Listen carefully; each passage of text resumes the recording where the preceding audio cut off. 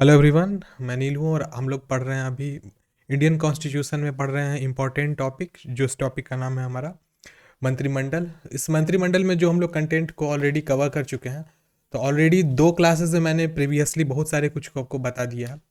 तो आज की जो क्लास में हम लोग कवर करने वाले हैं उसमें हम लोग डिफरेंस को समझेंगे, और वो डिफरेंस होगा किस चीज़ के बीच में। तो काउंसिल ऑफ मिनिस्टर और कैबिनेट में इस चीज़ के डिफरेंस को हम लोग अभी की क्लास में समझेंगे।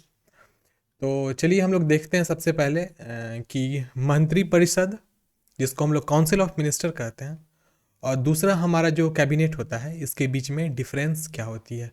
खुशबू, गुड इवनिंग। देखिए, सबसे पहली बात, कल भी मैंने इस चीज़ के बारे में आपको बताया था और अभी भी इस चीज़ को मैं बता रहा हूँ कि ये जो कैबिनेट होता है ये इम्पॉर्टेंट है। ये देखिए, इम्पॉर्टेंट तो है दोनों, लेकिन इसमें ज़्यादा पावरफुल हमारा ये होता है। ठीक है, मंत्रिमंडल जो होता है इसमें बहुत निकटतम व्यक्ति होते हैं पीएम के, इसलिए उनको मंत्रिमंडल के अंदर रखा जाता है। उसमें उनके फ्रेंड्स आते हैं, साथ में रिलेटिव्स आते हैं, साथ में कुछ ऐसे भी लोग होते हैं जो किसी सदन के, लोकसभा राज्यसभा के मेंबर नहीं भी होते हैं, फिर भी वो मंत्रिमंडल में होते हैं। लेकिन ये बात होती थी कहाँ, तो इंदिरा गांधी के टाइम में। अभी के टाइम में ऐसी नहीं होती है। इंदिरा गांधी का जो गवर्नमेंट था उसमें उनके कैबिनेट में उनके बेटे भी थे, और साथ साथ में कुछ ऐसे मेंबर्स थे जो कि लोकसभा राज्यसभा के मेंबर नहीं होते हुए कैबिनेट के सदस्य वो जरूर थे। तो सबसे पहली बात कि जो कैबिनेट जो होती है वो लघु निकाय होती है, वो छोटी इकाई होती है। उसमें नंबर ऑफ मेंबर्स जो होते हैं वो 15 से लेकर के 20 के बीच में होते हैं। यही वैरी करते रहता है, कभी 16 होता है, कभी 18 होता है बस, लेकिन ज़्यादा से ज़्यादा मैक्सिमम 20 मेंबर्स ही इस कैबिनेट में होते हैं। और मंत्रिपरिषद जो होता है वो उसमें ज़्यादा मेंबर्स होते हैं, 60-70 मेंबर्स होते हैं। अब उसके बाद नेक्स्ट आता है मंत्रिमंडल। केवल कैबिनेट मंत्री होते हैं। मंत्रिमंडल में सिर्फ कौन होते हैं? कैबिनेट मंत्री होते हैं, अतः मंत्रिपरिषद का वह एक भाग है। तो ये जो मंत्री कैबिनेट जो है किसके अंतर्गत आता है? तो वो मंत्री परिषद के अंदर। तो इस चीज के लिए हम यहाँ पर एक डायग्राम भी बनाए हुए हैं, आप इसको देखोगे तो समझोगे ज़्यादा अच्छा से कि जो जितने भी काउंसिल ऑफ मिनिस्टर होते हैं, ये पूरा का पूरा जो आप देख रहे हो, ये बड़ा वाला जो हमारा ये जो रिंग है, ये रिंग हमारा काउंसिल ऑफ मिनिस्टर का रिंग है। और इसी रिंग के अंतर्गत सभी कोई आते हैं, deputy minister, ministers of state, cabinet, तो सब इसी रिंग के अंतर्गत आते हैं। तो आप इस वाले पॉइंट को भी समझ गए होंगे। और जो कैबिनेट होता है इसी काउंसिल ऑफ मिनिस्टर का हिस्सा होता है। उसके बाद नेक्स्ट आती है मंत्रिमंडल के कार्यपालक सामूहिक होते हैं। आपको ये चीज़ मैंने कल भी बताया था कि वो लोग इंडिविजुअल वर्क नहीं करते हैं, वो लोग सब कुछ सब एक साथ मिलकर कोई भी काम को करते हैं। और हफ्ते में एक बार कैबिनेट की बैठक अवश्य होती है। लेकिन वहीं पर देखा जाए मंत्रिपरिषद के बारे में, तो यहाँ पर सामूहिक कार्य वो लोग नहीं करते हैं, लेकिन जवाबदेह एक साथ होते हैं, लेकिन सामूहिक तौर पे कार्य नहीं करते हैं। और उनको जब जरूरत पड़ती है तभी मंत्रिमंडल की मीटिंग में बुलाया जाता है। लेकिन फिर भी उनके साथ एक कंडीशन ये होती है कि 6 महीने में एक बार उनको पार्लियामेंट हाउस में अटेंडेंस देना जरूरी होता है। और अगर वो उसमें फेल होते हैं तो उनकी मंत्री पद को छीन लिया जा सकता है, या फिर उनसे सो काउज नोटिस भी उनको दे करके पूछा जा सकता है कि आप क्यों नहीं फला टाइम में या फिर 6 महीने के टाइम में नहीं आए हैं। और हो सकता है ज़्यादा प्रॉब्लम हो तो उनको निरस्त भी किया जा सकता है। उसके बाद नेक्स्ट है मंत्रिपरिषद वास्तविक रूप में मंत्रिपरिषद की शक्तियों का प्रयोग करती है। मैंने बताया था जो कैबिनेट होती है वो मेन, जो हमारा जो काउंसिल ऑफ मिनिस्टर होता है उसके मेन वहाँ पर मतलब ग्रेड ए के मेंबर्स होते हैं, मिनिस्टर्स होते हैं उसमें। इसलिए मेन शक्ति वो लोग यूटिलाइज करते हैं, जबकि मंत्रिपरिषद के लोग हुए वो सिर्फ कागजी मिनिस्टर्स होते हैं। अब देखो, कागजी मिनिस्टर कहने का मतलब कि अब जो कैबिनेट उनको डिसीजन देगी उसी को उनको करना पड़ता है। अपने मर्जी से वो किसी प्रकार का न डिसीजन ले सकते हैं, न वो डिसीजन, हाँ डिसीजन दे सकते हैं लेकिन अपने मर्जी से ले नहीं सकते हैं, क्योंकि लास्ट में जो कैबिनेट के सदस्य होते हैं वही उनको डिसीजन देते हैं, भाई आपको ये वर्क करनी है, ये करनी है या ये नहीं करनी है। ठीक है। उसके बाद नेक्स्ट हमारा आता है इसके बाद में मंत्रिमंडल एक निकाय है जिसमें 44वें संविधान संशोधन अधिनियम द्वारा शामिल कराया गया था। तो कल के दिन मैंने आपको बच्चों बताया था कि 44वां संविधान संशोधन आप पढ़ के आओगे, और उस पर हम लोग अच्छे से डिस्कशन करेंगे। बहुत ही इंपॉर्टेंट सेक्शन बनता है हमारा 42वां 44वां संविधान संशोधन, साथ में 43वां भी इंपॉर्टेंट बनता है। तो 42, 43 और 44 ये तीनों को पढ़ना था, तो मैंने आपको 42 और 44 बोला था पढ़ने के लिए। वैसे 43 बहुत बड़ा नहीं है, छोटा सा है, मैं उसको समझा दूंगा आपको। उसके बाद नेक्स्ट हमारी बात आती है यहाँ पर कि मंत्रिपरिषद एक संवैधानिक निकाय है। इसका विस्तृत वर्णन संविधान के अनुच्छेद 74 तथा 75 में किया गया है। तो ये भी चीज़ है कि आर्टिकल 74-75 में काउंसिल ऑफ मिनिस्टर के बारे में बताया गया। तो यहाँ तक की बातें ऑलरेडी हम लोग क्लास में कर चुके थे कल के दिन। तो आज जो हम लोग करने वाले हैं उसके आगे वाले टॉपिक को पढ़ने वाले हैं, साथ में हम लोग 42वां संविधान संशोधन को भी थोड़ा सा समझने की कोशिश करेंगे। उसके लिए हम जब ये कंटेंट मेरी कंप्लीट होगी उसके बाद हम लोग उसको शुरू करेंगे। तो देखते हैं हम लोग उसकी रिस्पॉन्सिबिलिटी। किन की रिस्पॉन्सिबिलिटी? तो काउंसिल ऑफ मिनिस्टर्स की। कहने का अर्थ है कि responsibilities of minister of union council ministers, मतलब केंद्रीय मंत्री परिषद के मंत्रियों का दायित्व। अब इनका काम क्या क्या होता है, ये किस प्रकार से देश के लिए रिस्पॉन्सिबल होते हैं, उस चीज़ को अभी हम लोग समझने वाले हैं। सबसे पहला आता है कलेक्टिवली रिस्पॉन्सिबिलिटी। तो मैंने आपको बताया था शुरू में ही कि जो काउंसिल ऑफ मिनिस्टर होते हैं उसमें कोई एक व्यक्ति अलग से कोई भी डिसीजन नहीं ले सकता है, क्योंकि जो शक्तियों का आवंटन हुआ है हमारे कॉन्स्टिट्यूशन में उसमें कहा गया कि कोई एक व्यक्ति को सारी की सारी पावर नहीं दी जाएगी, बल्कि सभी व्यक्तियों को जो उस मंत्रिमंडल के सदस्य हैं उन सबों को थोड़ा बहुत पावर दिया जाएगा और सब मिल करके एक सुपर पावर बन के आएंगे, जो कि होगा कौन सा? Union council of minister. ठीक है, देखिए उसमें क्या कहा गया है। The fundamental principle of working of parliamentary system of government is the principle of its collectively responsibility. As we have seen above in Article 75 clearly states that Council of Ministers shall be collectively responsible to the Lok Sabha। सरकार के संसदीय व्यवस्था के कार्य प्रणाली का मौलिक सिद्धांत उनके सामूहिक उत्तरदायित्व का सिद्धांत है। बहुत ही शुद्ध हिंदी में लिखा हुआ है, इसको हम लोग सामान्य भाषा में समझते हैं। तो कहने का अर्थ है संसदीय जो प्रणाली है यूनियन ऑफ मिनिस्टर या फिर काउंसिल ऑफ मिनिस्टर, उसमें जितने भी मेंबर्स होंगे, हाउएवर कितने भी हों, उन सबों का एक बात कहा जाए तो एक साथ में ही किसी काम को करने के लिए दायित्व होता है। मतलब कोई भी चीज़ अच्छा होगा या बुरा होगा उसके लिए कोई एक फला मिनिस्टर ही रिस्पॉन्सिबल नहीं होगा, बल्कि जो पूरी कमिटी है वो उसके लिए रिस्पॉन्सिबल होगी। उसके बाद कहा गया, जैसा कि हमने ऊपर देखा है कि अनुच्छेद 75 स्पष्ट रूप से कहता है कि मंत्री परिषद लोकसभा के प्रति सामूहिक रूप से उत्तरदायी होगा। आर्टिकल 75 में इस चीज को क्लियर लिखा हुआ है कि मंत्री परिषद जो होगा वो संपूर्ण रूप से मतलब फुल्ली रिस्पॉन्सिबल होगा किसी भी चीज के लिए। तो इसका अर्थ यह है कि सभी मंत्रियों को उनको सभी कार्य और निर्णयों के लिए लोकसभा के प्रति संयुक्त जिम्मेवारी होगी। इस चीज को भी हम लोग ऑलरेडी पहले डिस्कस कर चुके हैं। उसके बाद आती है the principle of collectively responsibility states that decision of the cabinet are binding on all union ministers and other minister. सामूहिक उत्तरदायित्व का सिद्धांत कहता है कि मंत्रिमंडल के निर्णय सभी केंद्रीय मंत्री तथा अन्य मंत्री के लिए बाध्यकारी है। देखो बाध्यकारी कहने का अर्थ समझना है इस चीज को कि मैंने आपको एक उदाहरण दिया था, बच्चों याद कीजिएगा कि जैसे कि एक क्लासरूम में विद्यार्थी होते हैं, कुछ विद्यार्थी पढ़ने वाले होते हैं, कुछ बदमाश होते हैं, कुछ बैक बेंचर्स होते हैं, कुछ फ्रंट बेंचर्स होते हैं। और अगर बदमाशी बैक बेंचर करता है तो प्रिंसिपल आके क्लास के सिर्फ बैक बेंचर्स को नहीं पीटता है, पूरे क्लास को पीट देता है। तो पूरा जो क्लास हुआ वो हमारा यूनियन काउंसिल ऑफ मिनिस्टर हुआ, और एक भी व्यक्ति कुछ गलत करेगा तो उसके लिए पूरे के पूरे काउंसिल ऑफ मिनिस्टर का रिस्पॉन्सिबिलिटी बन जाता है। तो कलेक्टिवली रिस्पॉन्सिबिलिटी का अर्थ हुआ कि किसी भी काम के लिए वो एक साथ दायित्वकारी होंगे, साथ साथ में उनको बाध्य होना पड़ेगा। बाध्य होने का मतलब है कि अगर कोई नियम, उस दिन भी मैंने उदाहरण में ये दिया था कि जैसे कि अभी एक नियम पारित हुआ है हमारे कॉन्स्टिट्यूशन में कि वो है कि लड़कियों की उम्र जो है शादी की अब उसको 18 से 21 कर दी जाएगी। तो ये चीज़ भी शायद पारित हुआ है। देखो ये सच है या फेक न्यूज़ है या सही न्यूज़ है, मुझे इस चीज़ की 100% नॉलेज नहीं है अभी, क्योंकि मैंने उसको पहले न्यूज़ में कहीं पेपर में नहीं देखा। बट किसी के स्टेटस से मैंने देखा था कि लिखा हुआ था कि लड़कियों की जो शादी की उम्र होगी अब उसको 18 से बढ़ा करके 21 कर दी जाएगी। तो चलो बहुत अच्छी बात है, कम से कम जो रूरल एरिया में रहने वाली फीमेल्स है जिनको ज़बरदस्ती उम्र से पहले शादी कर दी जाती थी, रिस्पॉन्सिबिलिटीज़ दी जाती थी, वो किसी न किसी प्रकार से उनको पढ़ने का मौका मिलेगा, आगे बढ़ने का मौका मिलेगा। तो चलिए देखते हैं क्या होता है आगे भविष्य में। वैसे इस चीज़ का अगर कोई एक मंत्री बोल दे सिर्फ जा करके हमारे लोकसभा या राज्यसभा में कि उम्र सीमा जो लड़कियों की शादी की होनी चाहिए उसको 21 साल कर देनी है, तो सभी लोगों को उसको मानना पड़ेगा। अगर बाय द वे, और साथ में एक और कंडीशन होती है आपको पता होगा, 2/3 से वोटिंग होती है कि 3 मेंबर्स हैं उसमें 2 व्यक्तियों को हाँ कहना पड़ेगा। और 2 व्यक्ति हाँ कह दिए, तो जैसे कि यहाँ पे कलेक्टिवली रिस्पॉन्सिबिलिटी मतलब सामूहिक दायित्व आती है, तो तीसरा को भी नहीं चाहते हुए मानना पड़ेगा। और अगर वो नहीं मानता है तो उसको डायरेक्ट हमारे पीएम साहब बोल देंगे कि आप या तो इस्तीफा दीजिए, नहीं तो मानिए। और बहुत ही प्यार से बोला जाता है, ऐसा नहीं धमकी के साथ बोला जाता है, बहुत ही प्यार से इस चीज़ को कहा जाता है और उनको मानना पड़ता है, ऑब्वियस सी बात है।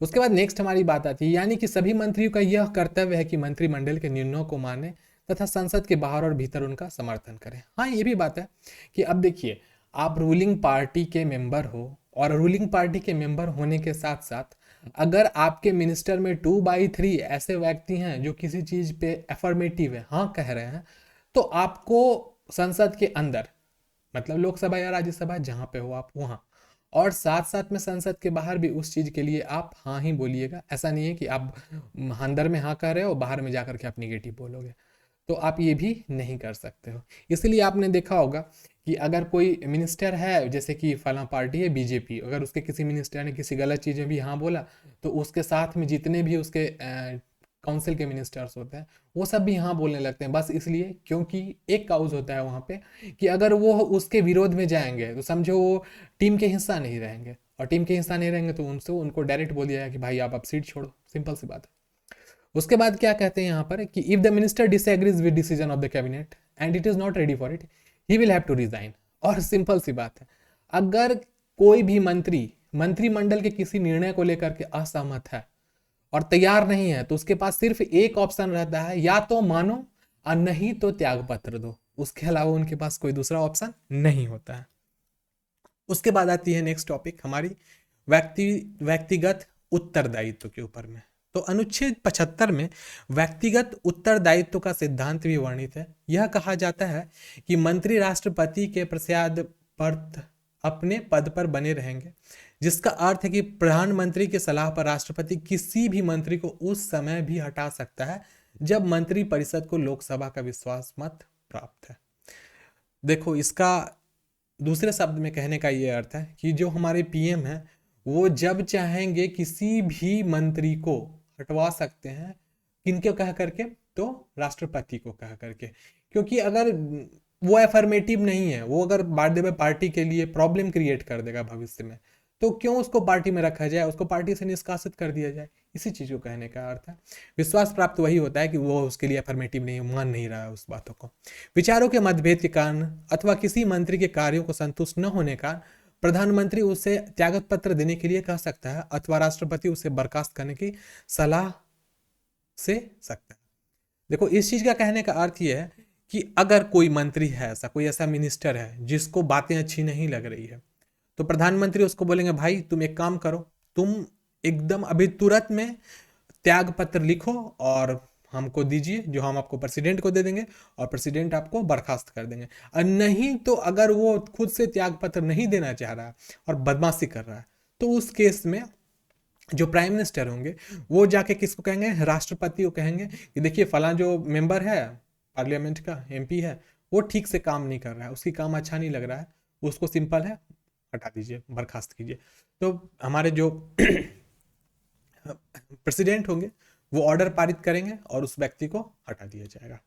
नेक्स्ट बात आती है हमारी पर्सनल अकाउंटेबिलिटी। मैंने इस चीज़ को बता दिया कि उसको डिसमिस करने का पावर होता है किनके पास, तो हमारे प्रेसिडेंट साहब के पास। लेकिन किनके कहने पे, तो प्रधानमंत्री कहने पे। देखो, प्रधानमंत्री एक्चुअली इस चीज़ को थोड़ा सा और अच्छे से आप समझ सकते हो कि जो पीएम रहेगा वो डायरेक्ट एमपी को मतलब मेंबर ऑफ पार्लियामेंट को कह भी सकता है कि आप त्याग पत्र दे दो, और अगर वो त्यागपत्र इसको नहीं कह रहा है तो वो यहाँ पे जो हमारे प्रेसिडेंट साहब होंगे, प्रेसिडेंट साहब को भी वो डायरेक्ट कह सकते हैं हमारे पीएम कि इस मिनिस्टर को आप क्या कर दीजिए, तो बर्खास्त कीजिए।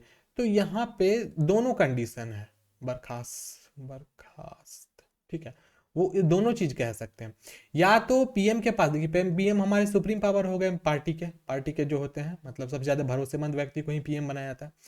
तो या तो वो एमपी को डायरेक्ट कह सकते हैं कि भाई तुम सीट छोड़ो, त्याग दो, खुद से आप दो, और नहीं तो अगर ये इधर नहीं कह पा रहे हैं तो ये प्रेसिडेंट को बोलेंगे भाई ये जो एमपी है ये ठीक व्यक्ति नहीं है, आप इसको बर्खास्त कीजिए। तो ओवरऑल यहाँ से ही दोनों जगह कंट्रोल होता है। तो मैंने आपको कल के एक मैप में दिखाया भी होगा जिसमें कहीं से भी कोई चीज़ शुरू हो लास्ट में हो जाएगी किनके पास, तो पीएम साहब के पास ही जाएगी। अब नेक्स्ट हमारी आती है ministers have no legal responsibility. तो इस चीज़ को हम लोग समझते हैं एक कंपैरिजन के रूप में। In Britain instead of president there is a king. तो हिंदुस्तान में ना आपको प्रेसिडेंट मिलते हैं, अगर आप ब्रिटेन में जाओगे तो वहाँ पे आपको कौन मिलेंगे, तो राजसी शासन आज भी चल रहा है। And if the king gives an order for their public work the ministers concern has to sign it. और याद रखिएगा राजा बहुत पावरफुल व्यक्ति होता है। अगर राजसी शासन किसी कंट्री में चल रहा है तो वहाँ पे राजा का बात मानना पड़ेगा। वैसे आपने पुरानी अगर हिस्ट्री इतिहास पढ़ी होगी तो उसमें पता चला होगा कि जैसे कि अगर जैसे आप देख सकते हो एमबीटी थे मोहम्मद बिन तुगलक, तो उन्होंने क्या किया था, अगर वो किसी भी चीज़ को अगर नियम को पारित करते थे और कोई भी व्यक्ति उनका अगर अपमान करता था या मानने से इनकार करता था तो वो डायरेक्ट उनके सर को कलम करवा देते थे। तो यहाँ भी वही बात घूम के आती है कि राजसी शासन चलेगा तो और अब राजा अपने नेता को, जो भी मिनिस्टर्स होंगे उसको, अगर उनको कोई भी चीज, कोई भी रूल दिए, कोई भी रूल नहीं कह सकते, कोई भी ऑर्डर दिए उनको, तो उस ऑर्डर को उसको बिना किसी क्वेश्चन के मानना पड़ेगा, क्योंकि राजा सुप्रीम होता है। याद रखिएगा राजा से अच्छा, राजा से ऊपर कोई नहीं, सिंपल कहने का अर्थ ये है। In that order violates any law, there is responsibilities lies on the minister and not on the king। और फिर एक और बात आती है कि अगर कुछ भी गलती होती है, मतलब राजा ने ऑर्डर दिया अपने मिनिस्टर को कि भाई ये काम करो, और मिनिस्टर उस काम को तो बाध्य है करने के लिए, और अगर कुछ गलती भी होती है तो उसके लिए राजा दोषी नहीं होगा, मिनिस्टर दोषी हो जाएगा। अब बोलोगे भाई ये किस प्रकार का नियम है, तो देखो राजसी शासन ऐसा ही होता है। राजसी शासन में राजा, याद रखिएगा, राजा गलती कर ही नहीं सकता है, गलती राजा से हो ही नहीं सकती है, गलती होगी तो मिनिस्टर से होगी, सिंपल सी बात है। लेकिन वैसे अगर इंसानियत के तौर पे देखा जाए तो पता चलेगा क्या कि राजा का ही ना ऑर्डर मान रहा है, कौन, हमारे मिनिस्टर्स। और बाय द वे उससे गलती हो गई तो उसमें तो ऑर्डर किसका था, राजा का था। लेकिन ऐसा नहीं होता है हमारे ब्रिटेन में, इंग्लैंड में, वहाँ पे आपको कोई भी गलती होगी, राजा का ऑर्डर मिनिस्टर ने माना, गलती हुई, मिनिस्टर दोषी है। This is because there is a believe that king can never be wrong. हाँ, ये बात आगे लाइन ये आ ही गई है कि ये इसलिए क्योंकि ये मानना है, ये बिलीफ है, ये माना जाता है कि राजा कभी गलत हो ही नहीं सकता है। Whereas for this particular minister can be produce before the court. Court के भी सामने में किसको पेश किया जाएगा, तो मिनिस्टर को पेश किया जाएगा। भाई वहां पे आपको राजा पेश नहीं होगा, क्योंकि राजा ही ना कोर्ट भी चला रहा है, कोर्ट भी किसके कंट्रोल में है, राजा के कंट्रोल में है। यही समस्या आई थी आपको 75 के टाइम में, जिस टाइम में इंदिरा गांधी का शासन था। मैं उस चीज़ को भी बताऊंगा अभी, 42वां संविधान संशोधन, अभी हम उसको भी पढ़ने वाले हैं। चलिए उसके आगे क्या कहते हैं। On the other hand in India there is no provision in constitution for any kind of legal responsibility for any minister. जबकि हिंदुस्तान की बात ही अलग है, यहां पर मिनिस्टर के लिए कोई लीगल रिस्पॉन्सिबिलिटी नहीं है। सॉरी, देखिए कंडीशन यहाँ पे क्या है कि अगर यहाँ पे कोई संसद में अगर कोई विधेयिका पारित हो रही है या फिर कोई आर्टिकल, कोई अमेंडमेंट किया जा रहा है और उससे कुछ गलती हो गई, तो भाई उसके लिए मिनिस्टर दोषी नहीं होगा। बहुत से बहुत क्या होगा, तो संसद डिसॉल्व हो जाएगी, उससे ज़्यादा कुछ नहीं होने वाला है। और जब भी डिसीजन लिया जाएगा, जब सोचो उतने मेंबर्स, 150-180 मेंबर्स, साथ में 15-15 कैबिनेट के मिनिस्टर्स एक साथ ऑर्डर डिसीजन लेंगे, तो वो कोई फालतू सा डिसीजन थोड़े ले लेंगे, बहुत सोच समझ के, बहुत ही समझो तो उत्कृष्ट दिमाग के लोग बैठे रहते हैं संसद भवन में, हमारे जितने भी कैबिनेट में बैठने वाले लोग होते हैं, तो वो लोग के पास अपना खुद का एक्सपीरियंस भी होता है, इसीलिए कभी वहाँ पे कहा ही नहीं जा सकता कि उनसे कभी कोई गलती होगी भी, क्योंकि कुछ भी लेते हैं डिसीजन सोच के लेते हैं। और अगर बाय द वे ऐसा हो जाए, कोई केस ऐसा हो भी सकता है, जैसे किसान बिल आया था आपको पता है, जिसमें कि डिसीजन ले लिया गया था और उस डिसीजन के कारण लास्ट में सरकार को झुकना पड़ गया, जस्ट बिकॉज कि जो किसान थे, एक्चुअली हिंदुस्तान को किसानों का राष्ट्र ही माना जाता है, और किसान ही खुश नहीं रहेगा तो देश कहां से खुश रहेगा। तो एक तरीके से घूम के वहां पर यह भी बात चली आती है कि देखो अगर गलती होगी भी तो संसद उसको फटाक से सुधार करके सब कुछ सही कर देगा, क्योंकि देखो आगे वाले चरण में फिर से तो उसको आना है ना। अगर अभी के टाइम में हमारे संसद भवन में अगर मोदी जी इस प्लान को, किसान का जो बिल आया था उसको अगर वो पारित कर देते, तो बहुत बड़ी समस्या में पड़ जाते हैं। अगला चुनाव में उनको ना मुंह की खाना पड़ जाता है, धूल धूल उनको फांकना पड़ जाता। तो इसलिए उन्होंने चीज़ों को ठीक करना चाहा और वो बोले कि चलो ठीक है, जब किसान नहीं मान रहे हैं, किसान अपने मतलब अड़े हुए हैं अपने बातों पर, तो चलो उनकी खुशी के लिए। लेकिन यह उनकी खुशी नहीं, ये एक तरीके से देखा जाए तो थोड़ा भविष्य का डर भी है कि भाई अगर मेरी पार्टी ही नहीं रहेगी तो देश कहाँ से हम सुधार पाएंगे। तो ये सब कारण भी है एक, जिसके कारण इस बिल को निरस्त किया गया, किसान बिल को। उसके बाद क्या कहा जाता है, it is not necessary in India that any order issued by president in public interest should be signed by any minister. Hindustan में ये भी बात है कि अगर प्रेसिडेंट किसी भी ऑर्डर को पेश करते हैं तो किसी मिनिस्टर को उसको सिग्नेचर नहीं करना पड़ेगा, क्योंकि president of India is known to be the सबसे सुप्रीम पावर। मतलब हिंदुस्तान के जो प्रेसिडेंट होंगे उनको सुप्रीम पावर माना जाता है। लेकिन कहाँ पर, पेपर पे, ध्यान रखिएगा। वास्तविक पावर किनके पास होती है, तो पीएम के पास होती है।